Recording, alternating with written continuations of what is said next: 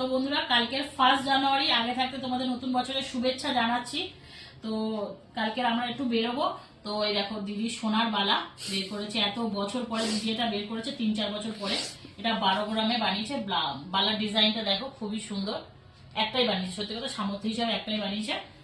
এটাও সোনা, এটা কত গ্রাম আমি জানি না। আর তার সাথে এটা পড়বে, আর কাজল তো পড়বে। আর এই দেখো দিদি এই রেসটা পড়বে কালকে, এরকম সেম আমারও আছে, দিদিও আছে, আমাদের মনা লাড্ডুর মা, তোমরা সবাই চেনো। খুলিস না, খুলবি? দেখাবো না ডিজাইনটা? এই দেখো কেমন লাগছে বলো, কেমন লাগছে? খুব ভালো লাগছে। আচ্ছা, তো এই জামাটা দিদি পরবে।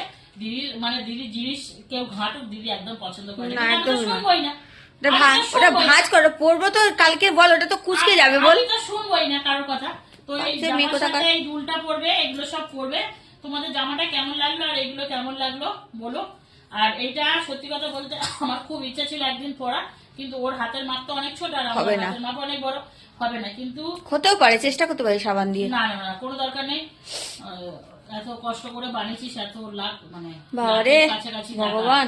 লাখ ঠিক আছে, কোটি এখন কোটি হবে। কোটি। এখন তো 10-12 গ্রামের জিনিস 1 লাখের অনেক উপরে। হ্যাঁ, কোটি।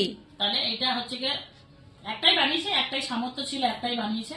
তো আমার ভীষণ ভালো লেগেছে, তো আমি এগুলো ওকে পছন্দ করে দিয়েছি, কোনটার সাথে কোনটা কোনটা পরবো, হ্যাঁ। হ্যাঁ এটাই।